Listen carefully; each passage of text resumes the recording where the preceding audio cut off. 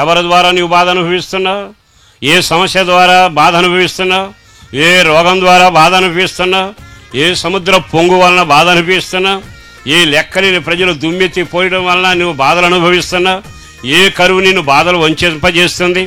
ఎక్కడికి వెళ్ళినా బాధించే సమస్యలు ఎక్కువయ్యాయిగా. ఆయన అంటున్నాడు, నేను వచ్చాను, ఇక మీదట ఆదరణ లేకుండా ఉన్నదానా నేనే మిమ్మల్ని కట్టబోతున్నాను. ఒకప్పుడు కట్టాడు, కానీ చెడగొట్టు మన వల్లేగా. ఆదామమ్మల్ని ఏదైనా తోటలో పెట్టారు, చెడగొట్టుకోవడం కుదిరిందిగా. ఆదికాండం 6వ అధ్యాయంలోకి వెళితే నరుల ఆలోచనలన్నీ చెడిపోయాయిగా, చెడగొట్టబడ్డారుగా. పవిత్రమైన మార్గాన్ని తెరిపి వేసుకుని వంకర మార్గాలు కల్పించుకుని సామెతల్లో నడిచారుగా.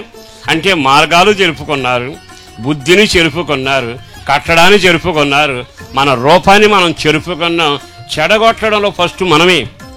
దేవుని మాట వినకుండా, దేవుడి చిత్తం లేకుండా మనమే పిల్లలు చెడగొట్టాం, మనల్ని చెడగొట్టుకున్నాం, మన మనసును చెడగొట్టుకున్నాం, మన భక్తిని చెడగొట్టుకున్నాం, మన బలిపీఠాన్ని కూడా చెడగొట్టుకున్నాం. అయినను ఆయన అంటాడు, నేను మరలా అవన్నీ కట్టబోతున్నాను. మీ విరోధులు దూరం అవ్వబోతా ఉన్నారు.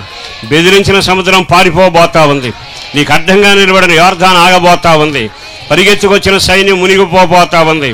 చరిత్ర తిరగబడుతున్న రోజు ఈ రోజు. నా దేవుడు నమ్మదగిన దేవుడు, నా దేవుడు చాలినవాడు, సరిపోయినవాడు, కృపానిధిగా ఉండి అద్భుతాలు జరిగించడానికి ఇష్టపడిన దేవుడు. ఆయన పేరు నజరేయుడైన యేసు తిరిగి కట్టబోతున్నాడు. నీ సంగతి తెలుసా? నీకు ఒక కోట ఉందని. నాకేముంది బొంద అనేవాడున్నారు. ఒక ఆయన అన్నాడు, నా దగ్గర ఉంది బూడిదని. విచిత్రం ఏంటో తెలుసా? నువ్వు కోట కలిగిన వ్యక్తివి. యేసు రక్తం ద్వారా కడగబడిన తరువాత రక్షణయే నీ ప్రాకారం, అగ్నే నీ ప్రాకారం, యెహోవాయే కోట, కొండ, ఆశ్రయదుర్గం. ప్రియ దేవుని బిడ్డలారా, మనం అనామకులం కాదు. ఆకాంలాంటి భక్తిపరులమే కానీ అవస్థల పాలై భూమి వైపు అడుగు చూపాం. జీవితంలో నేను అంటూ బయలుదేరి బెత్లెహేమును మర్చిపోయిన వ్యక్తులం.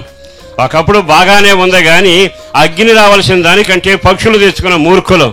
ఈ రోజైనా మన జీవితం సరిచేయబడితే మరలా రాజరప హోందాన్ని కలుగులుగాక. నీ కోటలు నేను కట్టబోతున్నాను.